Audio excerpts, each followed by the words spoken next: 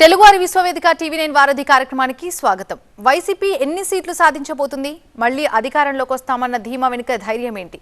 మరి చివరి 2 రోజుల్లో సీఎం జగన్ ప్రచారం ఎలా ఉండబోతుందో తెలుసుకుందాం. వైసీపీ ఎస్ఎస్ఎల్ అధ్యక్షుడు జూపూడి ప్రభాకర్ గారు టీవీ9 వారధి కార్యక్రమంలో జాయిన్ అవుతున్నారు. వారితో మాట్లాడాలనుకుంటే ఎన్ఆర్ఎస్ కాల్ చేయాల్సిన ఫోన్ నంబర్స్ 914023490015, 914023490016. అలాగే వాట్సాప్ వీడియో కాల్ ఫెసిలిటీ కూడా ఉంది. వాట్సాప్ వీడియో కాల్ చేయాల్సిన నంబర్ 8006036036 కి కాల్ చేసి వారితో మాట్లాడొచ్చు. నమస్తే సార్. గుడ్ ఈవినింగ్ అమ్మా. Good morning. మరో 4 రోజుల్లో పోలింగ్ జరగబోతుంది. మరి వైసీపీ ఎన్ని సీట్లు సాధిస్తుందని మీరు భావిస్తున్నారు? So already we explain to everybody 175కి 175 సీట్లు మేము సాధించాలనే ఒక గోల్ తోటి ముందుకెళ్తున్నాం. దానిలో ఎక్కడ కాంప్రమైజ్ అయ్యేది లేదు. మ్యాక్సిమం నంబర్ రీచ్ అవ్వడం కోసం ఏ లోపం లేకుండా మా పార్టీ ప్రయత్నం చేస్తుంది.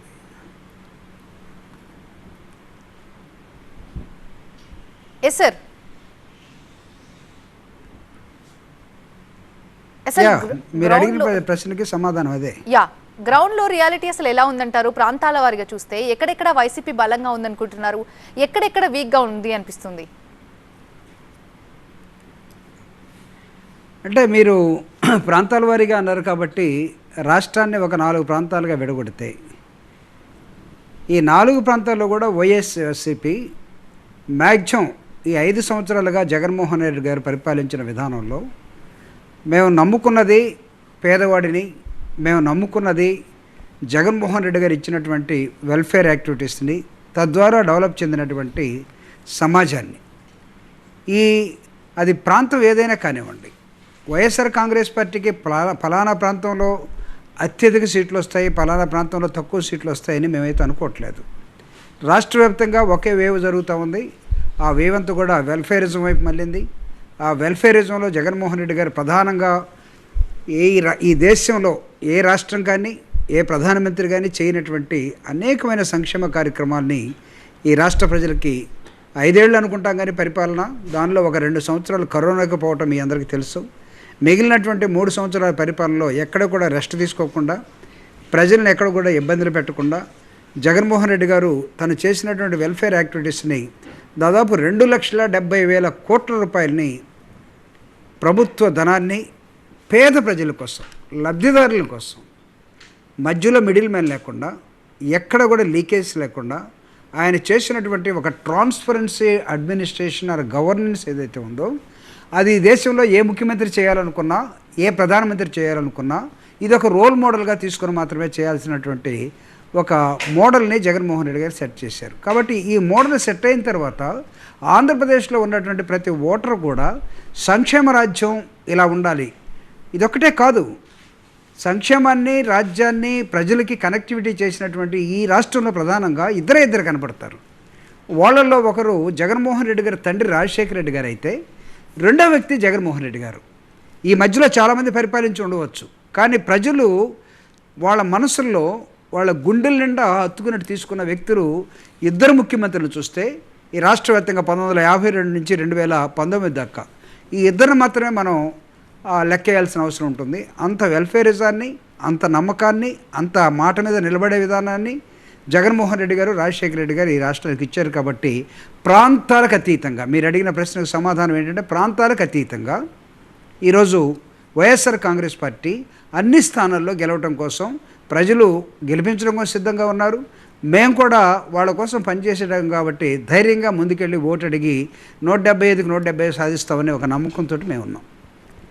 ల్యాండ్ టైటిలింగ్ యాక్ట్ అనేది కొంతవరకు మీరంతా ఎక్స్ప్లెనేషన్ ఇచ్చుకోవాల్సిన పరిస్థితి ఏర్పడింది. ఇప్పుడు ఆంధ్రాలో మాట్లాడుకుంటే ల్యాండ్ టైటిలింగ్ యాక్ట్ పట్ల ప్రజలకి చాలా అపోహలు ఉన్నాయి, చాలా క్లారిఫికేషన్స్ కావాలని కోరుకుంటున్నారు. ఇలాంటి సమయంలో చంద్రబాబు నాయుడు మేము అధికారంలోకి వస్తే 24 గంటల్లో దీన్ని రద్దు చేస్తాం అనటం వెనుక ఎలాంటి ఆంతర్యం ఉందనుకోవచ్చు? దీన్ని మీరు ఏ విధంగా ఖండిస్తున్నారు? అంటే దీది ఇంగ్లీష్లో ఒక చిన్న సేయింగ్ ఒకటి ఉంది, if you are unable to convince better to confuse. ఈ కన్ఫ్యూజ్ చేయటం చంద్రబాబు నాయుడు గారు ఇప్పుడు తీసుకున్నాడు. మేమేమో కన్విన్సింగ్ మెకానిజంలో ఉన్నాం. అసలు what is land titling act? దీనిలోకి వెళితే రవి అస్తమించిన బ్రిటిష్ సామ్రాజ్యవాదులు ఈ దేశాన్ని 200 సంవత్సరాలు పరిపాలించారు అని చెప్పుకుంటాం హిస్టరీలో. మీరు బిపిన్ చంద్ర మోడర్న్ ఇండియా చూస్తే స్వతంత్ర పోరాటంలో బ్రిటిషర్స్ ఎలా పరిపాలించారు, పోయేటప్పుడు ఏం జరిగింది అని చూసినప్పుడు ఈ దేశం మొత్తం ఫెడరల్ సిస్టంలో ఉండి అనేకమైన సంస్థానాధీశులు కానీ, ప్రాంతాలు కానీ, రాజులు కానీ, చక్రవర్తులు కానీ, లేకపోతే ప్రకటించుకున్నట్టు భూస్వామ్య వ్యవస్థ కానీ, వీటన్నిటిని కలిపి ఒక రాజ్యాంగం కిందకి, ఒక ప్రజాస్వామ్యం కిందకి తెచ్చినప్పుడు బ్రిటిష్ వాళ్ళు ఈ దేశంలో వాళ్ళు పరిపాలించే ప్రాంతాల్లో కొంత ల్యాండ్ సర్వే చేశారు. మీరు చూడండి, రెవెన్యూ సిస్టంలో ప్రతిదీ లోపమే. అంటే 76 సంవత్సరాలు అయిపోయాయి.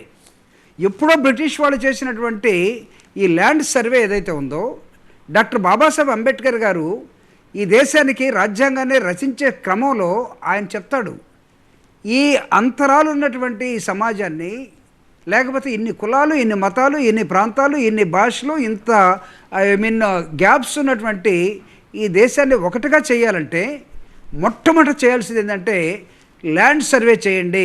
సోషలిస్టిక్ ప్యాటర్న్లో ఈ దేశం నడవాలంటే కొంతమంది వ్యక్తుల చేతుల్లో దేశంలో భూమి ఉండిపోయింది. కాబట్టి ఈ భూమి సంస్థానాధీశుల చేతుల్లో ఉందా, ఈ భూమి భూస్వాముల చేతుల్లో ఉందా, ఈ భూమి పెట్టుబడిదారి వాడి చేతుల్లో ఉందా, మిగతా ప్రజలందరూ కూడా 80% ప్రజలకి ఏమీ లేకపోతే ఎప్పటికైనా సరే విప్లవాలు వస్తాయని ఆయన చెప్పినటువంటి దాన్ని ల్యాండ్ సర్వే జరగాలని డాక్టర్ బాబాసాహెబ్ అంబేద్కర్ రాజ్యాంగం ఇచ్చినప్పుడే చెప్పాడు. కానీ అన్ఫార్చునేట్, ఈ దేశంలో 76 సంవత్సరాలుగా అనేకమైనటువంటి రాజకీయ పార్టీలు పదవుల్లోకి వచ్చాయి, ఒక్కడు కూడా ల్యాండ్ సర్వే చేయలేదు.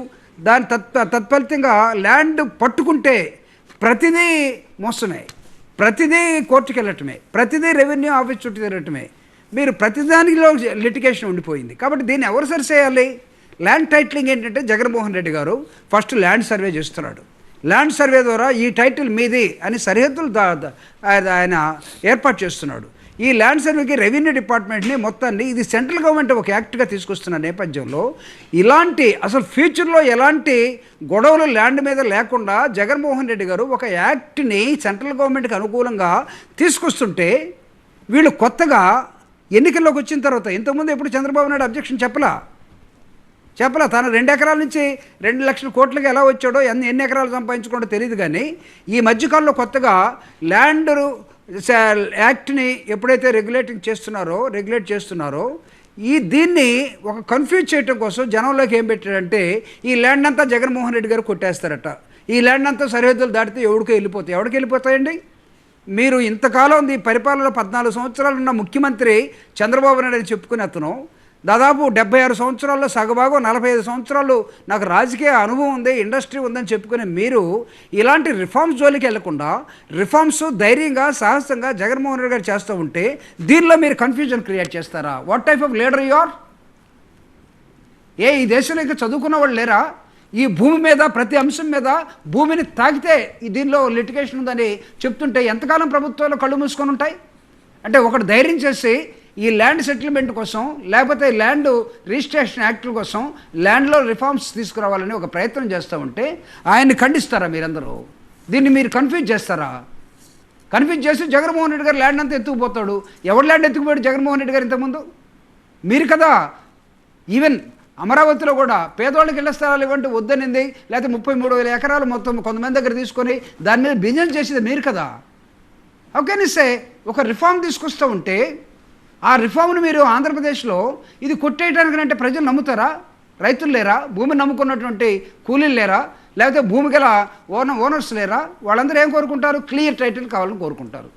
జగన్మోహన్ రెడ్డి గారు క్లియర్ టైటిల్ ఇవ్వడం కోసం ప్రయత్నం చేస్తున్నాడు. క్లియర్ టైటిల్ లేకుండా నువ్వు ఎంతకాలం రాజ్యం వెళ్తావు? ఎంతకాలం వేలేవు? అంటే ఒక రిఫార్మ్ని వ్యతిరేకించే విధానాన్ని ఈ విధంగా మీరు కన్ఫ్యూజ్ చేసి జగన్మోహన్ రెడ్డి గారి మీద అవ్వండాలి అనుకుంటే ఇప్పుడు మేము ఎక్స్ప్లెనేషన్ ఇచ్చుకునే దశలోకి రావాల్సి వచ్చింది. Yes, we'll give explanation. We know everything what is happening in this state or in this country. What is wrong in it? ఇప్పుడు డెట్రాయిట్ నుంచి కాలర్ లైన్ లో ఉన్నారండి, రాజు గారు. నమస్తే ప్రభాకర్ సార్, బాగున్నారా సార్? సార్ ఒక 2-3 క్వశ్చన్స్. బాగున్నాను రాజు గారు, బాగున్నారా మీరు? సార్ బాగున్నాను సార్. 2-3 క్వశ్చన్స్ ఉన్నాయి సార్. ఫస్ట్, మీరు చాలా బాగా చెప్పారు సార్ ల్యాండ్ టైటిలింగ్ యాక్ట్ గురించి. ల్యాండ్ టైటిలింగ్ యాక్ట్ గురించి బాగా చెప్పారు సార్. కాకపోతే ఒక రిస్క్ ఛాలెంజ్ ఏంటంటే ఇప్పుడు ఓన్లీ సింగిల్ డిజిటల్ రికార్డు మాత్రమే ఉంటుంది.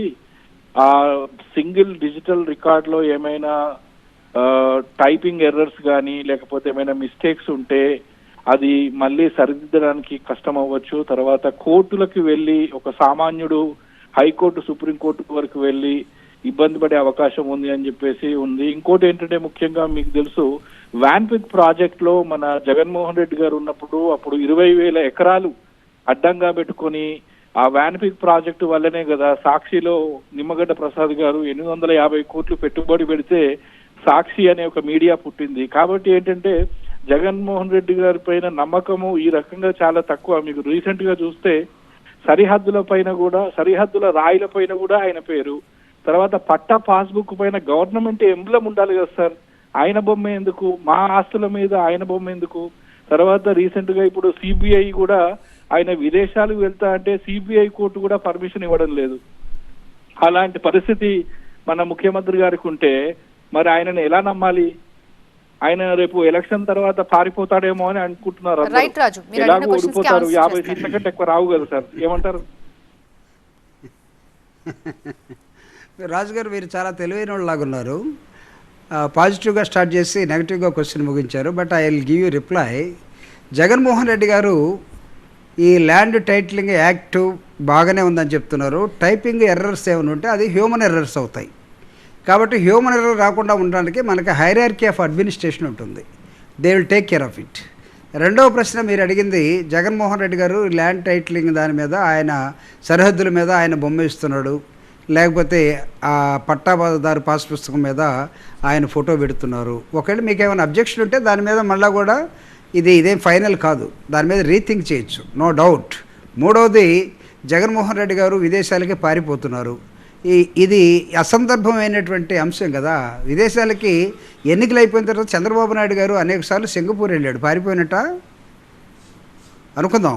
జగన్మోహన్ రెడ్డి గారు గతంలో ఎన్నికలు అయిపోయిన తర్వాత ఇజ్రాయిల్ వెళ్ళాడు, పారిపోయినట్ట? లేదా లండన్ వెళ్ళాడు కూతుర్ల కోసం, కూతుర్ల దగ్గరికి, పారిపోయినట్ట? ఒక ముఖ్యమంత్రి ఎన్నికలు అయిపోయిన తర్వాత ఎన్నికల రిజల్ట్ వచ్చేంత వరకు కొంత గ్యాప్ ఉంటుంది. ఇంతకాలం కష్టపడ్డారు కాబట్టి ఒక 1 వీక్ 10 డేస్ జనరల్గా ఒక లేజర్ టైంని ఫ్యామిలీతో కోరుకుంటారు. అది ప్రధానమంత్రి అయినా, ముఖ్యమంత్రి అయినా, లేదా మీరైనా. ఇప్పుడు మీరున్నారు, సాటర్డే సండే మీకు 5 డే వీక్ ఉంటుంది. 5 డే వీక్లో మీరు ఏం చేస్తారు? Saturday Sunday you will go along with your family or whatever you want, మీరు ఇచ్చేస్తూ ఉంటారు. దాన్ని జగన్మోహన్ రెడ్డి గారు పారిపోతాడని సృష్టించి ఇంతకైనా దౌర్భాగ్యం ఏమైనా ఉంటుందా? కాబట్టి ల్యాండ్ టైటిలింగ్ యాక్టు నిజంగా ఒకవేళ ఎవరైనా సరే జగన్మోహన్ రెడ్డి గారు నచ్చకుండా, వైఎస్ఆర్ కాంగ్రెస్ పార్టీ నచ్చకుండా మాట్లాడితే మాట్లాడచ్చేమో, కానీ but one thing you can remember, one thing I will tell you very strongly, it is going to be a big reform in the state as well as in the country. ఆంధ్రప్రదేశ్లో మాత్రమే జరగట్లేదు, ఇది దేశం మొత్తం జరుగుతున్నటువంటి land titling act ఇది. కాబట్టి మీరు ఏం ఆలోచించాలంటే, దేశవ్యాప్తంగా జరుగుతున్నటువంటి ఒక రిఫార్మ్ని జగన్మోహన్ రెడ్డి గారికే చుట్టేసి మీరు మాట్లాడితే I'm sorry mister Raju. Yes sir, సంక్షేమ పథకాల నిధుల విడుదలకి ఈసీ బ్రేక్స్ వేసింది. మరి ఈ నిర్ణయంపై మీరు ఎలా రియాక్ట్ అవుతారు? So EC has got enormous powers in this country, no doubt about it, at election time. But my request to the EC, Election Commission, as a citizen or a Dalit or a democratic politician, నన్ను అడిగితే నేనేం చెప్తానంటే, even at the time of elections ఈ welfare activities వీటికి full stop పెట్టకూడదు, వీటిని బంద్ చేయకూడదు. ఎవడో ఒకడు కంప్లైంట్ ఇచ్చేస్తే వెల్ఫేర్ యాక్టివిటీస్ మొత్తాన్ని కూడా మీరు ఈ నెలంతా ఆపండి, 2 నెలలు ఆపండి, 3 నెలలు ఆపండి అంటే దీనికి హ్యుమానిటేరియన్ గ్రౌండ్ ఏమన్నా ఉందా లేదా అనేది కూడా మీరు చూడాల్సిన అవసరం ఉంది. The element of humanity towards poor people or towards the welfare angle, this is most important. I think election commission కూడా దీని మీద మాట్లాడితే బాగుంటుంది. దీని మీద వాళ్ళ 3-4 ఒక నిర్ణయానికి ఫ్యూచర్లో వస్తే బాగుంటుంది. Welfare activities at the time of election అది ఆపటం అనేది సరైనటువంటి అంశం కాదు, నా పర్సనల్ యాంగిల్. ఇది పొలిటికల్ పార్టీగా ఒక స్పోక్స్ పర్సన్గా చెప్పమన్నా ఇది ఎవరికి కూడా మంచిది కాదు. వెల్ఫేర్ అనేది కంటిన్యూస్ ప్రాసెస్. ఎన్నికలు జరుగుతున్నాయి కాబట్టి ఇది ఆపండి, కోడ్ వచ్చింది, దీనిలో జరిగే నష్టాలు కూడా బోల్డ్ ఉన్నాయి. కాబట్టి ప్లస్ ఆర్ మైనస్ ఈ రెండింటిని కూడా జాగ్రత్తగా బేరీజ్ వేసుకొని where after all election commission అయినా ఇట్స్ ఎ హైరార్కీలో ఉన్నటువంటి వన్ సెక్ట్ ఎలక్షన్ కమిషన్, అంతేగాని ఇట్ డజంట్ మీన్ దట్ అదేదో మొత్తం సుప్రీం అయినట్టు కాదు, లేదా సుప్రీం కోర్ట్ అది కూడా సుప్రీం అయినట్టు కాదు. It's only A part of administration, one wing. ఇవన్నీ కూడా ఆంక్షలు విధించేటప్పుడు అది వెల్ఫేర్ని నాకు తెలిసి వాళ్ళు వదిలేసి వెల్ఫేర్ చేసుకోవచ్చు అని చెప్పండి. తర్వాత వెల్ఫేర్ మీద ఎవరైనా సరే మాట్లాడేటప్పుడు కూడా వీళ్ళకేం హక్కు ఉండదు. తర్వాత ఎలక్షన్ అయిపోయిన తర్వాత వెల్ఫేర్ మీద బోల్డ్ ఎమర్స్ వస్తున్నాయి. వెల్ఫేర్ మీద మీరు ఆపిన వాళ్ళు వెల్ఫేర్ అయిన తర్వాత ఎలక్షన్ అయిపోయిన తర్వాత వెల్ఫేర్ మీద మాట్లాడే హక్కును కూడా తెచ్చుకుంటే బాగుంటుంది. కాబట్టి వెల్ఫేర్ చేయనోడేమో మంచోడు అయిపోతున్నాడు, వెల్ఫేర్ చేసినోడేమో తప్పుడోడు అయిపోతున్నాడు. ఇది ఎలా అసలు? ఈ నాకు తెలిసి ఏ లాజిక్ పనిచేస్తుంది? సో ఈ కనెక్టివిటీ సరిగా లేదనేది నాకు మన అడ్మినిస్ట్రేషన్ అనిపిస్తూ ఉంది. కాబట్టి దీని గురించి వెల్ఫేర్ని గురించి ఎలక్షన్ కమిషన్ కానీ లేకపోతే ఇంకొక ఎవరైనా ఉన్నట్టు వాళ్ళు కానీ ప్రభుత్వాలు కానీ కొంచెం ఆలోచిస్తే మంచిది అనేది నా అభిప్రాయం. బికాజ్ జగన్మోహన్ రెడ్డి గారు వెల్ఫేర్ 3, 4, 5 సంవత్సరాలుగా కంటిన్యూస్గా చేస్తున్న వెల్ఫేర్ని దాన్ని వాలంటీర్ల పేర్లతోటో ముసలి వాళ్ళని ఈరోజు మీరు ఇంటికొచ్చి పెన్షన్ ఇచ్చేవాడిని కట్ చేసి పడేశారు. ఇది మాట్లాడుతూ ఉంటే టీవీ డిస్కనెక్ట్ అయినట్టుగా లేకపోతే కరెంటు పోయినట్టుగా ఏమవ్వాలి వాళ్ళు? దాదాపు 40 మంది ముసలి వాళ్ళు ఈ 2 నెలల్లో ఈ 43 డిగ్రీలు 45 డిగ్రీల సెంటీగ్రేడ్లో పోయి ఆఫీసులో పోలేక వాళ్ళు చనిపోయారు. ఎవడిస్తాడు వాడికి లాస్ ఆ కుటుంబానికి? ఎవరిని ఎందుకు బ్యాన్ చేయాలి? నేను అడుగుతూ ఉన్నా. ఈరోజు సడన్గా మీరు ఒక వాలంటీర్ని తీసేస్తే ఇంతమంది కుంటోళ్ళు, గుడ్డోళ్ళు, ముసలోళ్ళు, చేతికర్ర పెట్టుకొని నడిచేవాళ్ళు, 64 లక్షల మంది పేదవాళ్ళు ఇంటికొచ్చి కన్నకొడుకులాగా కనపడుతున్నటువంటి ఒక వాలంటీరు 2 నెలలుగా కనపడకపోతే అసలు వాళ్ళ ఆత్మస్థైర్యం ఏంటి? మనం ఇస్తున్నటువంటి ఉద్దేశం ఏంటి? వెల్ఫేర్ని ప్రజల్ని రక్షించడం కోసం, వాళ్ళ ఆత్మస్థైర్యాన్ని పెంచడం కోసం, ఇంట్లో గౌరవాన్ని పెంచడం కోసం. సరిగా కొడుకులు చూడటం లేదు, కోడలు చూడటం లేదు. 3000 పెన్షన్ వస్తూ ఉంది. ఆ పెన్షన్ వచ్చే రోజైనా సరే అత్తమ్మ కాఫీ తాగని ఆ పెన్షన్ కోసం ఎదురు చూసేటటువంటి ఆ కోడలో లేదా అమ్మో లేకపోతే కొడుకో అమ్మ పక్కన కూర్చొని ఇతనితోటి మాట్లాడే విధానం చూసినప్పుడు ఆ ముసలావిడ మళ్ళీ రేపు ఎండలో పోయి బ్యాంకుల దగ్గర లేకపోతే నిలబడగలదా? ఆ శక్తి ఉందా వాళ్ళకి? మంచాల మీద పడుకొని లేవలేని వాళ్ళకి కదా వీళ్ళు ఇస్తూ ఉంది. కుంటోళ్ళు, గుడ్డోళ్ళు, ముసలోళ్ళు అయిపోయి వాళ్ళని ఎలా చేసిపోమంటారు? ఏం లేనోళ్ళే కదా. కాల్ తీసుకొని కంటిన్యూ చేద్దాం. రాజేష్ గారు మీ క్వశ్చన్స్ అడగండి. నమస్తే మేడం. నమస్తే సార్. నమస్తే అండి రాజేష్ గారు. సార్ నమస్తే రాజేష్ గారు. నమస్తే. నమస్తే అండి. ఒక 3 పాయింట్స్ అండి. ఇప్పుడు 5th, 6th, 7th డేట్ నుంచి కంప్లీట్ గా వైసీపీ వైపే వేవ్ చేంజ్ అయిందండి. ముందర ఒకలా ఉండేది యాక్చువల్ గా, బట్ ఈ 3 days లో నుంచి ఫుల్ గా వేవ్ మొత్తం ఒక సైడ్ కి టర్న్ అయింది. దానికి రీజన్స్ ఏమని అంటారండి? అది ఫస్ట్ క్వశ్చన్ అండి.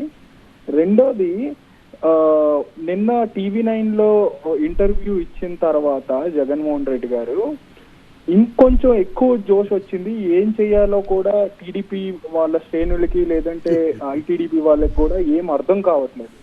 దానికి నిదర్శనమే ఈరోజు TV9 లో కొంత టీడీపీ వాళ్ళ కాల్స్ అనేవి నాకు ఈజీగా కనెక్ట్ అయింది. లేదంటే ఎవరో ఒకరు కాల్ చేస్తూ ఉంటారు, మాకు కనెక్ట్ అవ్వకపోవడం చాలా ప్రాబ్లమ్స్ వస్తుండేవి అనమాట. ఇది సెకండ్ థింగ్ అండి.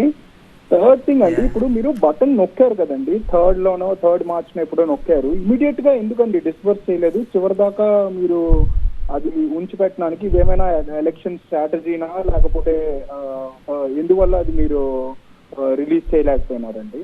And finally all the best అండి. ఖచ్చితంగా మీ గెలుస్తున్న నా సూచనలు ఉన్నాయి. మేబీ 1-2 days లో ఏం చేంజ్ కాకపోతే ఇట్టే నల్లేరు మీద నడక అన్నట్టు చాలా ఈజీగా మీరు గెలుస్తున్నారు. చూడాలి ఏం చేస్తారో ఇంకా నెక్స్ట్ 5 years అన్నది. రాజేష్ గారు, as you said Jaganmohan Reddy గారు బస్సు యాత్ర మేమంతా సిద్ధం అని ప్రారంభించిన తర్వాత చాలామంది అప్పుడు దాకా మాట్లాడే వాళ్ళ నోళ్ళన్నీ మూయబడ్డాయి. మీకు ఈ రాష్ట్రంలో నేను ఒక సామెత కూడా చెప్తాను. నిజం నిద్ర లేచే లోపల అబద్ధం ప్రపంచమంతా తిరిగి వచ్చిందనేది ప్రధానంగా చంద్రబాబు నాయుడు దానికి అధ్యక్షత వహిస్తూ ఉన్నాడు. నిజాన్ని మనం చెప్పుకునే లోపల ఒక అబద్ధం వచ్చేసి పైన పడతా ఉంది. సో దాన్ని మనం సరిచేసుకోవాలా అనే దానిలోకి మన టైం అంతా వేస్ట్ చేసే విధానంలో వాళ్ళు ఒక మైండ్ గేమ్లో ఉన్నారు. అయితే రీసెంట్గా as you observed, so lot of change ఈ రాష్ట్రంలో ప్రజలందరూ కూడా జగన్నే గెలిపించాలనే ఒక వేవ్ వచ్చింది. మీరు ఇందాక చెప్పినట్టుగా టీవీ నైన్లో జగన్మోహన్ రెడ్డి గారి ఇంటర్వ్యూ చూసిన తర్వాత చాలా అంశాల మీద తన పాదయాత్ర నుంచి సుదీర్ఘంగా రాజశేఖర రెడ్డి గారి మరణానంతరం తను చేసినటువంటి ఓదార్పు యాత్ర కానీ, లేకపోతే తను అధికారంలోకి ప్రతిపక్షంలో ఉన్నప్పుడు మళ్ళా ప్రజల్లోకి వెళ్ళి ఒక చేసినటువంటి ఇంకొక పాదయాత్ర కానీ, జగన్మోహన్ రెడ్డి గారిని టోటల్గా వెల్ఫేర్ స్టేట్ ఆఫ్ మైండ్ కలిగినటువంటి ఒక నాయకుడిగా మార్చిన విధానాన్ని తన పరిపాలన ఈ 5 సంవత్సరాల్లో 99% ఆఫ్ ది మేనిఫెస్టోని ఇంప్లిమెంట్ చేసే ఒకే ఒక నాయకుడిగా తను నిజాయితీగా చెప్పుకున్నాడు. ఇది కూడా ఒక కారణమై ఉండొచ్చు. మూడవ ప్రశ్న మీరు అడిగిన దానికి రాకేష్ గారు, వీళ్ళందరూ కూడా నాకు తెలిసి ఈ 3 రోజులు కాపాడుకోవటం కోసం 4 రోజులు కాపాడుకోవటం అని కాదు, కానీ మీకు ఈజీగా లైన్ దొరకటానికి తెలుగుదేశం వాళ్ళు చెప్పబడ్డారనేది మీరు అనుకుంటూ ఉన్నారు. కానీ వాళ్ళు ఇంకా చాలా స్ట్రాంగ్గా అబద్ధాలని ప్రచారం చేయటం కోసం వాళ్ళు కట్టలుగా మనుషులు గ్రూపులుగా తయారైపోయి అసలు ఈ రాష్ట్రాన్ని కొనే దశలోకి వాళ్ళు వెళ్ళిపోయారు. కానీ అన్ని రాష్ట్రంలో ఉన్నటువంటి పల్లెలను కొనలేరు, రాష్ట్రంలో ఉన్నటువంటి ఒక డబ్బు పెట్టచ్చు, కానీ మనసుల్లో చోటు వాళ్ళకైతే లేదండి.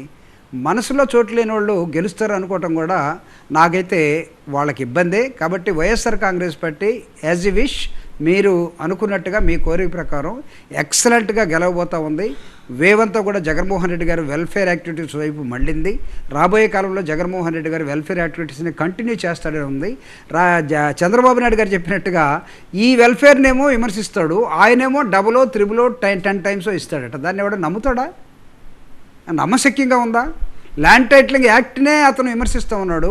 అతను 14 సంవత్సరాలు ముఖ్యమంత్రిగా పనిచేసిన తర్వాత ఏ రోజైనా దానిలో రిఫార్మ్ కోసం ప్రయత్నించాడా? ఏ రోజైనా సరే ఈ రాష్ట్రానికి పేద ప్రజల జోలికి వెళ్ళాడా? రైతుల జోలికి వెళ్ళాడా?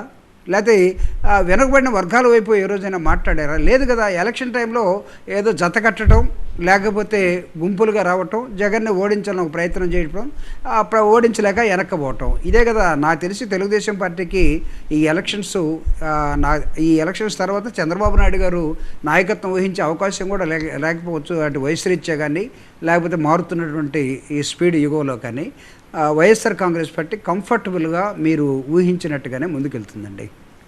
డబుల్ ఇంజన్ సర్కార్తోనే అభివృద్ధి అని మోదీ అంటున్నారు. ఈ వ్యాఖ్యలపై మీ కామెంట్ ఏంటండి? ఇప్పుడు మోడీ చరిష్మా ఈ దేశంలో ఇంకా చెల్లదండి. 2014, 2019లో ఏదో మోడీ చేస్తాడని లేకపోతే అది ఇదని ఊహించారు, కానీ నాకు తెలిసి మోడీ చరిష్మా ఈ దేశంలో కొలాప్స్ అయిపోయింది. మోడీని కానీ, బీజేపీని కానీ, ఆర్ఎస్ఎస్ని కానీ ఎవరు నమ్మటం లేదు. డబుల్ ఇంజిన్ సర్కార్ అంటారా? వాళ్ళు చెప్పే డబుల్ ఇంజిన్ సర్కారు రాష్ట్రంలో అదే పార్టీ, సెంట్రల్లో అదే పార్టీ. ఇది చూడాలి. ఈ దేశంలో పేదరికం మోడీ వచ్చిన తర్వాత తగ్గిందా? ఒకవేళ తగ్గితే నీతి ఆయోగ్ లెక్కల ప్రకారం ఎంత శాతం ఉంది? ఈ దేశంలో ఆకలి ఉందా? ఈ దేశంలో దరిద్రం ఉందా? ఈ దేశంలో అంటరానితనం ఉందా? వాళ్ళ దృష్టి అంతా కూడా జనాల్ని మతం వైపు మళ్లించటం. దక్షిణ భారతదేశంలో ఏ విధంగా తిష్టేయాలి, మెడ్రాస్ని ఏ విధంగా గెలవాలి. మెడ్రాస్లో అనేకమైనటువంటి గుడులు ఉంటాయి, అనేకమైన పుణ్యక్షేత్రాలు ఉంటాయి. ఒక ప్రధానమంత్రి ఒక మెంటల్గా ప్రిపేర్ చేయడం కోసం ఏదైనా ప్రచారం చేసుకుంటారు, గుడులకి వెళ్ళి గుడుల్లో ప్రార్థనలు చేసుకొని ఆ విధంగా వాళ్ళ సెంటిమెంట్ని తీసుకుని రావాలనుకునే ప్రయత్నంలో మెడ్రాస్లో బీజేపీ రావాలి, ఆంధ్రప్రదేశ్లో బీజేపీ రావాలి. ఆంధ్రప్రదేశ్లో బీజేపీ జీరో కదా. కర్ణాటకలో ఒకసారి వచ్చి పోయింది. ఉత్తరప్రదేశ్లో ఈరోజు ఏం జరుగుతూ ఉంది? 14లో 19లో నమ్మినటువంటి వాళ్ళు ఈరోజు ఉత్తరప్రదేశ్లోనే డౌన్ఫాల్లో స్టార్ట్ ఉంది. రాజస్థాన్, మధ్యప్రదేశ్లో మనకు ప్రభుత్వాలు వచ్చి ఉండొచ్చు, కానీ ఇప్పుడు లోక్సభ ఎన్నికలు వచ్చేసరికి ఎదురీతులో ఉంది బీజేపీ. కాబట్టి డబుల్ ఇంజిన్ సర్కార్ అనేది వాళ్ళు కొంతకాలం 10 సంవత్సరాలు ప్రచారం చేశారు, తెచ్చుకున్నారు. ఇదేమన్నా విమానం అండి? డబుల్ ఇంజిన్ ఉండి ఒక ఇంజిన్ ఫెయిల్ అయితే ఇంకొక ఇంజిన్ ఉండటానికి? ఇదేమన్నా హెలికాప్టరా డబుల్ ఇంజిన్ ఉండటానికి? ప్రభుత్వాలండి. ఒకే విధంగా మీరు అన్ని రాష్ట్రాల్లో మేము ఉండాలనుకుంటే how it is possible? Federal system కదా, అనేకమైన మతాలు, కులాలు, ప్రాంతాలు అన్నీ ఉన్నాయి. మీ మతాన్నే తీసుకొచ్చి అందరిని ఎత్తిన పెట్టాలంటే ఎట్లా? మనుషులు కదా, రోబోలు కాదు కదా. ఈ రాష్ట్రంలో ఆకలి ఉన్నది, అంటరానితనం ఉన్నది, మనిషిని మనిషిగా చూడనటువంటి ఒక సంకేతం కనబడుతూ ఉంది. దాన్ని సెట్ చేయండి బాబు అంటే లేదు. మీరు ఈ మతం వాళ్ళు అయితే ఈరోజు సిఏ యాక్ట్ తీసుకొచ్చారు అంటే ముస్లిమ్స్ ఈ దేశంలో సెకండ్ సిటిజన్సా? ఉండకూడదా? ఏంటంటే రాజ్యాంగంలో ఏం రాసుకున్నారు మీరు? State doesn't have any power, religion. రాజ్యానికి ఒక మతం అంటూ లేదు. అనేకమైన మతాల కలయికే, నమ్మకాల కలయికే ఈ దేశం. ఇది రాజ్యాంగంలో ఉంది. మీరేం చెప్తున్నారు? మేము మొత్తం ఒక మతమే ఉండాలి, ఒక నమ్మకం ఉండాలి. ఎట్లా మీరు 400 ఇస్తే రాజ్యాంగాన్ని మారుస్తూ ఉంటారు. మారిస్తే రాజ్యాంగాన్ని మారిస్తే నేను అడుగుతూ ఉన్నా ఈరోజు బీజేపీని మీరు 200 డబుల్ ఇంజిన్ సర్కారు కాబట్టి అన్నారు. కాబట్టి రాజ్యాంగాన్ని రాసేటప్పుడు ఈ దేశం పడ్డ పురుటి నొప్పులు మీకు తెలుసా? ఎవడున్నాడు రాయటానికి? డాక్టర్ బాబాసాహెబ్ అంబేద్కరే కదా. అంతటి తెలివైనటువంటి వ్యక్తి, అంతటి విజ్ఞానం ఉన్న వ్యక్తి, ప్రపంచ మేధావి ఇప్పుడు ఈ దేశంలో ఎవడైనా ఉన్నాడా? ఉంటే చూపించడం మాకు. ఇదిగో ఇతను రాయగలడు, ఇతను చేయగలడు. అంబేద్కర్ 36 దేశాల రాజ్యాంగాన్ని చదివి ఈ దేశానికి ఏం కావాలో ఆయన ఒకదాన్ని ఇచ్చిన తర్వాత వీ యాక్సెప్టెడ్ ఇట్. పరిపాలించండి రా బాబు అంటే దాన్ని మార్చేస్తామంటే మీరు డబుల్ ఇంజిన్ కాదు, ఒక ఇంజిన్ కూడా ఉండదు. గుర్తుపెట్టుకోండి, మీ ఇంజిన్ కూలిపోతుంది. ఈరోజు బీజేపీ మీద వచ్చిన అపవాదం ఏంటంటే రేపు పొరపాటున గెలిస్తే ఈ దేశం మొత్తాన్ని కూడా రాజ్యాంగాన్ని కూల్చేస్తారట. ఈ దేశంలో దళితులు ఎటు పోవాలి, ముస్లింస్ ఎటు పోవాలి, క్రిస్టియన్స్ ఎటు పోవాలి, లేకపోతే జైలు ఎటు పోవాలి, మనోహర్ గారు ఉన్నారు. ఎవడిచ్చాడు అసలు హక్కు మీకు? మనోహర్ గారు మీ క్వశ్చన్స్ అడగండి. నమస్తే మేడం. నమస్తే సార్. మొట్టమొదటిగా మేడం మా TV9 కి ధన్యవాదాలు చెప్పుకుంటున్నాం మేడం. ఎందుకంటే నిన్న మీరు ఇచ్చిన ఇంటర్వ్యూ ఏవైతే ఉందో జగన్ గారితో, ఆ ఇంటర్వ్యూ వల్ల నిజంగా నిన్నటి వరకు ఉన్న 60-40 అన్న రేషియో 80-20 వచ్చేసింది మేడం. 80కి జగన్ కి, 20కి మిత్రపక్షాలకు వచ్చింది, ఆ కూటమి పక్షాలకి. ఇంకో విషయం ఏంటంటే ఇక్కడ ఈ 70% రావడంలో మోడీ గారు కూడా చాలా విజయవంతంగా హెల్ప్ చేస్తున్నారు జగన్ కి. ఎందుకంటే ఇప్పుడు మోడీ గారు ఆంధ్రప్రదేశ్ లో చేసిన ఈ మాటల్లో కానీ ఈ ప్రచారంలో కానీ పూర్తిగా జగన్ గారికి పాజిటివ్ వచ్చింది. ఇంకో విషయం చెప్పాలంటే మేడం, ఎందుకు జగన్ గెలుస్తారు అని చెప్పి చాలా క్వశ్చన్లు అడుగుతున్నారు కదా. ఎందుకు గెలుస్తున్నారు అంటే, ఒక ఊర్లో ఒక స్కూలు ఒకప్పుడు ఎలా ఉంది, ఇప్పుడు ఎలాగుంది. ఒక ఊర్లో రోడ్లు ఒకప్పుడు ఎలా ఉన్నాయి, ఇప్పుడు ఎలా ఉన్నాయి. ఒక ఊర్లో చదువుకున్న వాళ్ళు ఎలా డెవలప్ అయ్యారు ఈ 2-3 సంవత్సరాల్లో. ఎంతమంది విద్యార్థులు విదేశ దేశాలకు వెళ్ళారు. అదేవిధంగా రైతులు, ఇంతకుముందు ఉన్న రైతుల మరణాలు ఎలా ఉన్నాయి, ఇప్పుడు ఎలా ఉన్నాయి. అదేవిధంగా ప్రతి ఇంట్లో ఎంతమంది లబ్ధి పొందున్నారు. డెవలప్ అంటే ఈ రోజు బిల్డింగ్ కడదాము, రేపొద్దున పెద్ద హైవే వస్తుంది కదా మేడం. ఈ రోజు ఉన్న 30%, 40% విద్యా వ్యవస్థ ఎలా 100% వెళ్తుంది. రీసెంట్ గా మనం చూసాం, కేరళ నుంచి దాటి వెళ్ళాం మనం. అదే విధంగా జగన్ కనుక ఇంకోసారి సీఎం అవుతే డెఫినెట్ గా అక్షరాస్యలో కానీ అదేవిధంగా అభివృద్ధిలో కానీ కన్ఫామ్గా వస్తాం మేడం. మేబీ 2 సంవత్సరాలు జగన్ కరోనా వల్ల మనం వెనకబడ్డాము. ఈసారి జగన్ గారు కానీ గెలిస్తే ఆ ఉన్న పెండింగ్ వర్క్లన్నీ క్లియర్ అవుతాయి. దానితో పాటుగా రాష్ట్రంలో ఉన్నటువంటి డెవలప్ అంటే ఏంటి అని మొత్తం చూపిస్తారు మేడం. అదే 2 టర్మ్స్ గెలిస్తే ఇప్పుడు చదువుకున్న విద్యార్థులందరూ ఉద్యోగాలు సంపాదించి రేపున్న రానున్న రోజుల్లో ప్రతి ఊరికి వాళ్ళు చేయగలిగిన చేస్తారు మేడం. అది డెవలప్మెంట్ అంటే మేడం. ఎవరో వస్తారు చేస్తారు కాదు, ఒక వ్యక్తిని మనం ఎలా డెవలప్ చేశామో ఆ డెవలప్ అయిన వ్యక్తి ఏమి చేశాడన్నదే డెవలప్మెంట్ భావిస్తున్నాం మేడం మేము.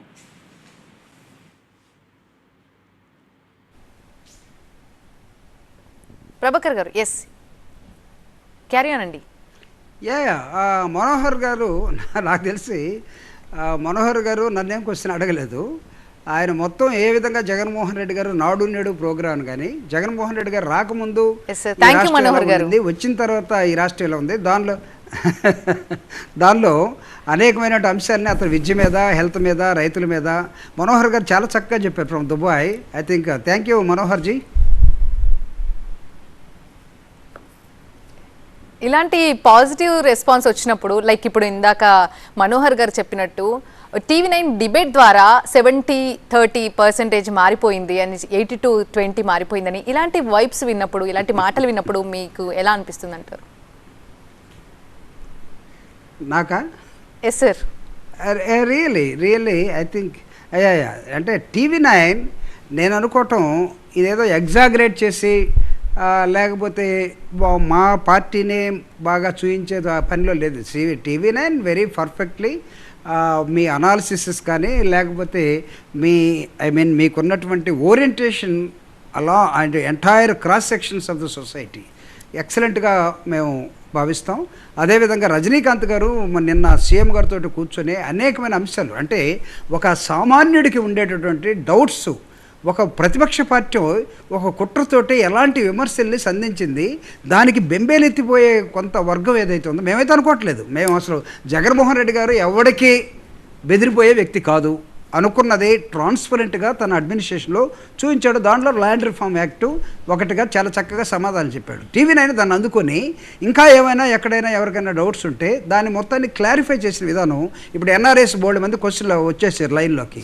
వాళ్ళకి ఇంతకుముందున్న డౌట్స్ అన్నీ కూడా ఈరోజు టీవీ9 ఎక్కువగా చూస్తారు కాబట్టి ఆ టీవీ9కి నిజంగా థ్యాంక్స్ వాళ్ళు చెప్తున్నారు. నేను కూడా మేడం మీ టీవీ9కి పాలకపక్షానికి కానీ మీ మేనేజ్మెంట్కి కానీ especially the senior most Rajinikanth journalist ఎవరైతే ఉన్నారో ఆయనకి కానీ వ్యక్తిగతంగా నాకు కూడా తెలిసిన వ్యక్తే ఇలాంటి కార్యక్రమాలు అంటే ప్రో డెవలప్మెంట్ ఒక సొసైటీని అనలిటికల్గా విశదీకరించే శక్తి సామర్థ్యం ఉన్నటువంటి, నాకు తెలిసి రజనీకాంత్ గారు కమ్యూనిస్ట్ పార్టీ బ్యాక్గ్రౌండ్ నుంచి విద్యార్థి ఉద్యమం నుంచి వచ్చినటువంటి వ్యక్తి కాబట్టి నిర్మోహమాటంగా పాలకుల్ని ప్రశ్నించడం కానీ లేకపోతే ఎక్కడైనా డౌట్స్ ఉంటే ఆ డౌట్స్ని క్లారిఫై చేయటం, whether it is a minus side or positive side, whether it is from the ఏమైనా అనుకోండి, అది మనుషులు క్రిటిసిజమా లేకపోతే ఏదైనా అనుకోండి, అవన్నీ వాటన్నిటికీ దూరంగా చాలా స్పష్టంగా ధైర్యంగా టీవీ9 ప్రదర్శించినటువంటి శక్తి సామర్థ్యాలు నిన్న ఏదైతే ఉన్నాయో ఒక exclusive interview with honourable CM Jagan అన్నతోటి ఇది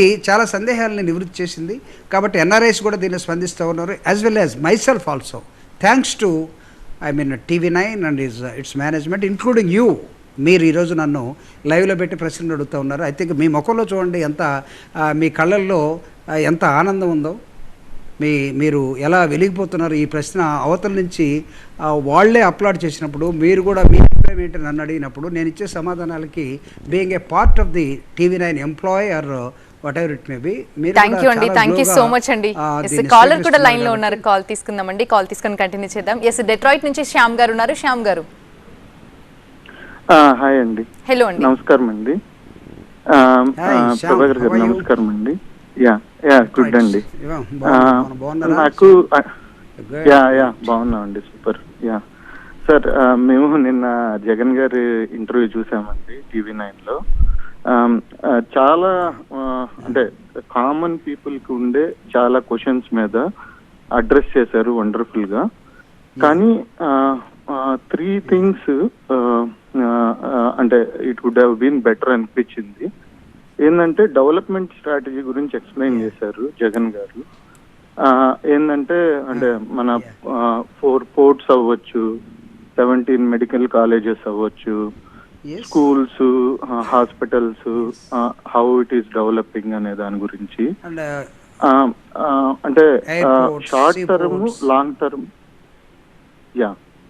short term, long term, how our state is going to get the revenue on these developments అనేది ఎక్స్ప్లెయిన్ చేస్తుంటే కొంచెం అంటే కామన్ పీపుల్ కి బెటర్ గా రీచ్ అవుద్ది అనిపించింది. అదొకటి. నెక్స్ట్ సెకండ్ పాయింట్, ఏదైతే ఇప్పుడు అలయన్స్ ఉందో Chandrababu Naidu plus Pawan Kalyan BJP, so 2014లో 2014లో సేమ్ అలయన్స్ పోటీ చేశారు, విన్ అయ్యారు. కానీ after winning, so Babu was totally against to Narendra Modi and అంటే చాలా స్టేట్మెంట్స్ అంటే చాలా రకాలుగా అపోజ్ చేశారు కదా. అది స్ట్రాంగ్ గా like it should go to people. అంటే ఆల్రెడీ 10 years అయిపోయింది కదండి, so it's like little bit longer term కదా. జనాలకు గుర్తుందా లేదా అనేది, how it is going to, if it is going to same repeat again, if at all, so how that is going to effect to our state అనేది strong గా వెళ్ళాలండి ఈ message common people కి. సో థర్డ్ థింగ్, అంటే ఇప్పుడు జగన్మోహన్ రెడ్డి గారు YSRCP party గెలిస్తే సెంట్రల్లో ఎవరికి సపోర్ట్ చేస్తారు, బీజేపీకా కాంగ్రెస్కా? సో ఈ 3 గురించి చెప్పండి సార్. నేను I must say thanks to you to appreciate government for the progress what is happening in Andhra Pradesh. At the same time Shyam గారు మీరు అడిగినటువంటి 2014 సినారియో చంద్రబాబు నాయుడు గారు, మోడీ గారు అండ్ పవన్ కళ్యాణ్ గారు కలవటం వల్ల అలాంటి డేంజర్ని మీరు ఎలా ఎదుర్కోబోతున్నారు అని మీరు మమ్మల్ని అలర్ట్ చేయటం జరిగింది. నాకు తెలిసి 2014 రాష్ట్రం విడగొట్టినటువంటి ఒక ఎరా అండి. రాష్ట్రం విడగొట్టినప్పుడు ఏమైందనుకుంటే యాక్చువల్గా గవర్నమెంట్ జగన్మోహన్ రెడ్డి గారు ఆ టైంలో కూడా అధికారంలోకి రావాలి. జస్ట్ 1% ఆఫ్ ది ఓట్స్ తోటి ఏమైందంటే ఈ ముగ్గురు కలయిక అనవసరంగా చంద్రబాబు నాయుడికి ఆ రోజు అనుభవం ఉంది, కొత్త రాష్ట్రం ఏమీ లేదు, ఏదన్నా చేస్తాడు, సెంట్రల్ గవర్నమెంట్లో ఇతను కూడా గెలవబోతున్నాడు, మోడీ వేవ్ ఒకటి ఆ రోజు కనపడింది అనమాట. సో వీళ్ళిద్దరిని ఏదో ఒక విధంగా పార్టీ పెట్టకుండానే వీళ్ళిద్దరి దగ్గర లబ్ధి పొందాలని పవన్ కళ్యాణ్ గారు వాళ్ళన్నేమో పార్టీ మూసేసుకుంటే 2014 ఇతను పార్టీ పెట్టకుండానే ఇటు తెలుగుదేశం దగ్గర ఇటు బీజేపీ దగ్గర ఏ విధంగా కొట్టేయాలని ఒక ప్లాన్లో వచ్చి ముగ్గురు కలిసి జస్ట్ 1% వచ్చారు. అదే పవన్ కళ్యాణ్ మీరు 2019కి వచ్చేసరికి చంద్రబాబు నాయుడు గారు మోడీని తిట్టాడు, అది జనంలోకి మళ్ళీ తీసుకెళ్ళండి. చంద్రబాబు నాయుడు మోడీని నీ పెళ్ళయిందా, నీకు డిగ్రీ ఉందా, నువ్వు ఎక్కడ చదువుకున్నావు, అసలు నీ కుటుంబాలు ఏం తెలుసు, మనుషుల బాధలు ఏం తెలుసు, నువ్వే ఇవన్నీ అడిగినప్పుడు అదే లెవెల్లో పవన్ కళ్యాణ్ కూడా చంద్రబాబు నాయుడిని వాళ్ళ కొడుకుని లోకేష్ని కూడా ఆంధ్రప్రదేశ్లో ప్రశ్నించాడండి. అసలు నువ్వు పనికిరావు, రాష్ట్రాన్ని నష్టంలోకి తీసుకెళ్ళిపోయావు, నువ్వు అదేమంటే సింగపూర్ అంటావు, ఈ రాష్ట్రం మొత్తం కూడా ఇసుకునంతా అమ్మేసుకున్నారు. చంద్రబాబు నాయుడు మోడీని ఏ లెవెల్లో తిట్టాడో ఇక్కడ ఈ రాష్ట్రంలో పవన్ కళ్యాణ్ కూటమి గెలిచిన 2 సంవత్సరాల తర్వాత చంద్రబాబు నాయుడిని తిట్టడం స్టార్ట్ చేశారు.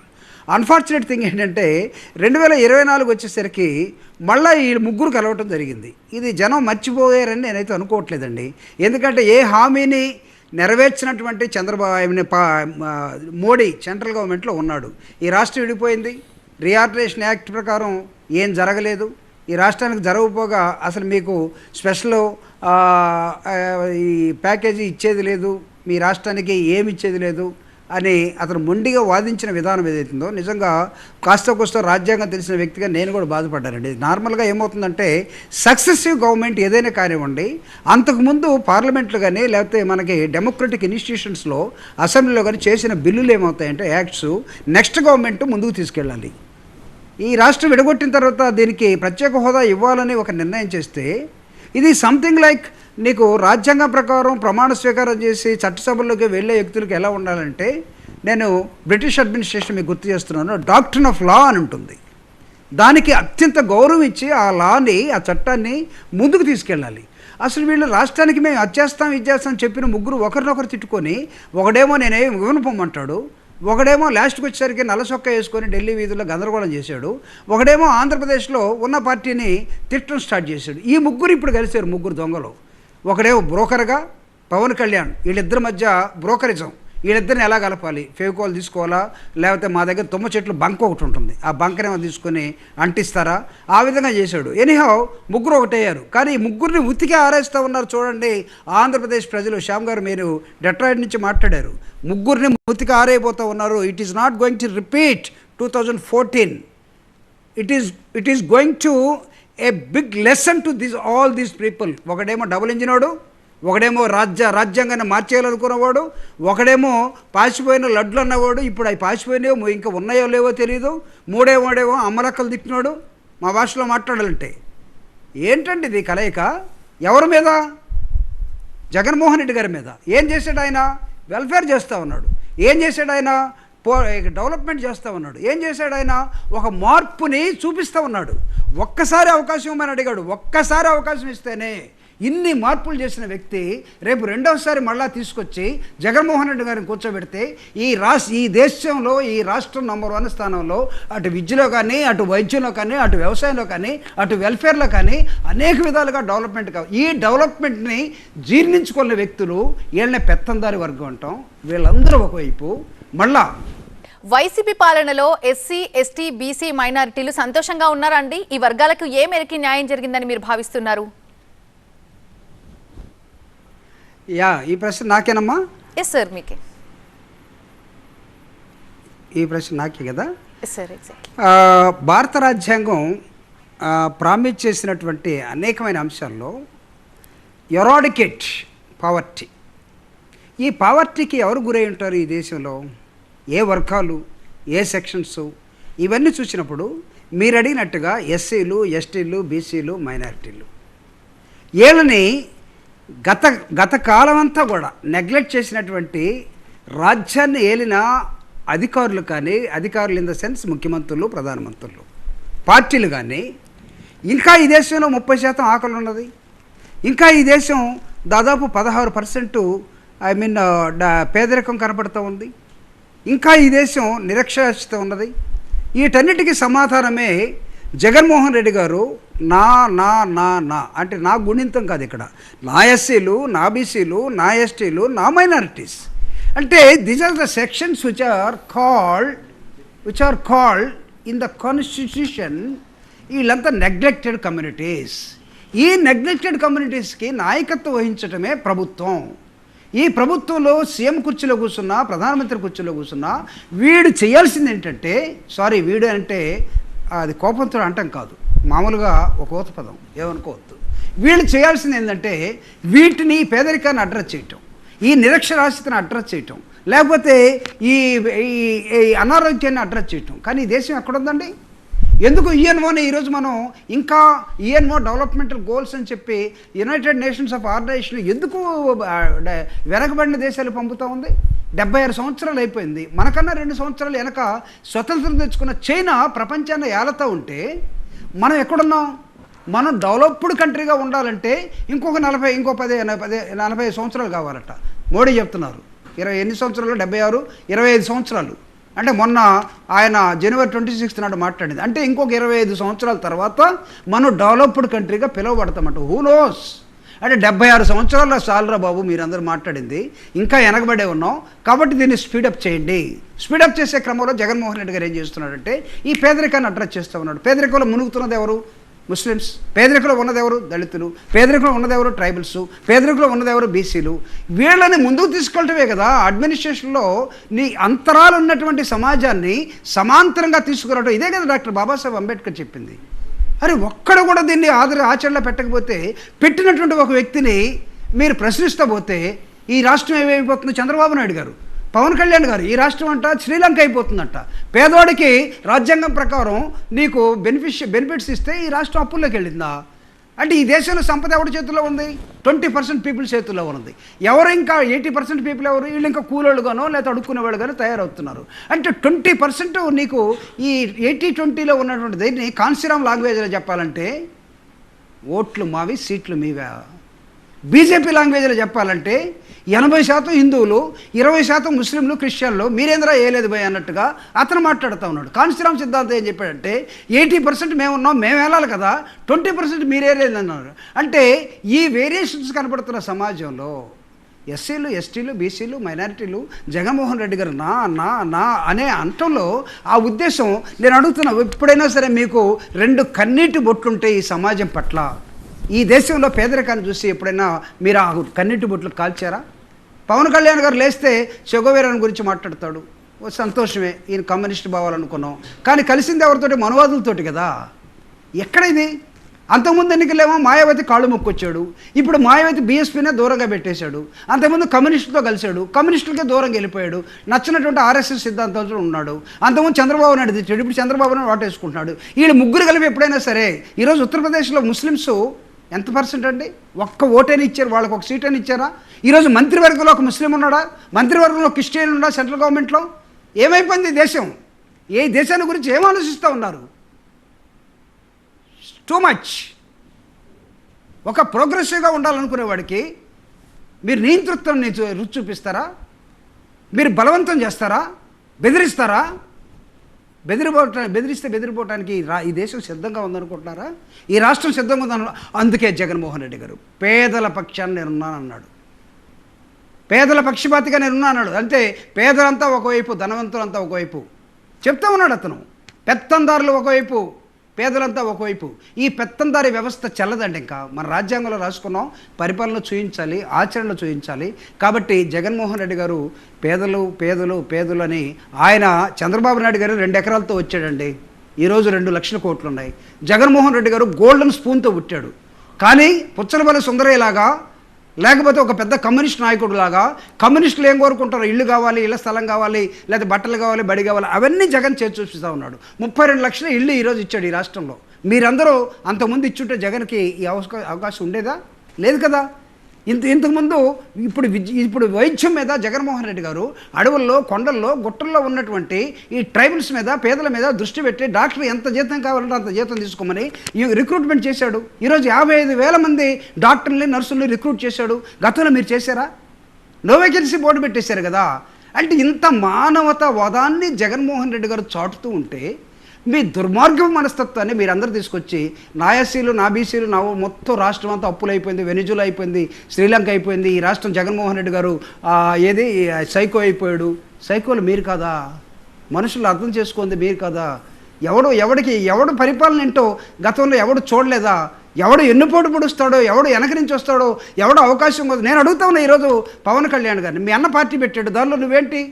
ప్రజారాజ్యంలో ఉన్నటువంటి ఆ కుర్రోళ్ళందరికీ యువరాజ్యానికి అధ్యక్షుడు కదా, ఎందుకు వెళ్ళలేకపోయి అసెంబ్లీకి?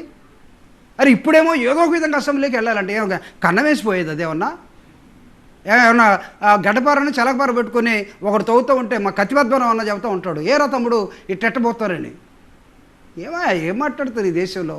కాబట్టి పేదరికాన్ని అడ్రస్ చేస్తున్న జగన్మోహన్ రెడ్డి గారిని, ఈ రాష్ట్రంలో ఉన్నటువంటి అనేకమైన భావాలు ఉన్నటువంటి అటు మతం ఎప్పుడు కూడా ఎక్కడా లేదండి. It's only way of life. Christians గురించి ఏం తిట్టాడు చంద్రబాబు నాయుడు చూడండి, ముస్లిమ్స్ గురించి మోడీ ఏం మాట్లాడుతున్నాడో, అమిత్ షా ఏం మాట్లాడుతున్నాడో చూడండి. వాళ్ళ మనుషులు కదా. CA act, what is this bloody nonsense? ఎవడండి సిఏ యాక్ట్ తీసుకొచ్చి వాళ్ళు సెకండ్ గ్రేడ్ సిటిజన్సా ఈ దేశంలో? మీ మీ మీ మీ క్యాబినెట్లో ఒక ముస్లిం ఉన్నాడా? ఏమైపోతుంది అంటే మాట్లాడేవాడేమో మీరు వెనక నుంచి పొడి చేస్తారు, కేసులు పెడతారు, నా మీద కూడా పెడతారేమో. పెట్టుకోండి. మేము విద్యార్థి ఉద్యమం నుంచి ఈ విధంగా ప్రోగ్రెసివ్గా మాత్రమే పెరిగాము, అంతేగాని ఎక్కడ కూడా బానిసత్వం వైపో లేకపోతే ఇంకొక వైపో మేము ఉండలేదు. కాబట్టి ఈరోజు జగన్మోహన్ రెడ్డి గారు ఒక కమ్యూనిస్టు లేకపోతే ఒక సోషలిస్టు, ఈరోజు మనం కమ్యూనిజం పేరున్నాం, సోషలిజం పేరున్నాం, లేకపోతే లెనినిజం ఉన్నాం, మార్క్సిజం విన్నాం భారతదేశంలో ఉండి. మీరు ఎప్పుడైనా వెల్ఫేరిజం విన్నారండి? వెల్ఫేరిజం అనే దాన్ని ఈ రాష్ట్రానికి, దేశానికి పరిచయం చేశాడు. వెల్ఫేర్ స్టేట్ ఆఫ్ మైండ్ కలిగిన వ్యక్తి కాబట్టి దీన్ని జీర్ణించుకోలేక దేశం అంతా ఎక్కడికో వెళ్ళిపోయింది. ఇతను మొత్తం దోషేశాడు. అరే ల్యాండ్ గురించి మాట్లాడితే దోషేశారు, ఆరోగ్యం గురించి మాట్లాడితే దోషేశారు, విద్యను గురించి మాట్లాడితే దోషేశారు. అంటే మీకు ఎలాంటి మనిషి కావాలి పరిపాలనలో? థ్యాంక్ యూ అండి. వారధి కార్యక్రమంలో జాయిన్ అయ్యి మీ ఒపీనియన్స్ తెలియజేసినందుకు. ఇది వాళ్ళ వారధి. చూస్తూనే ఉండండి TV9.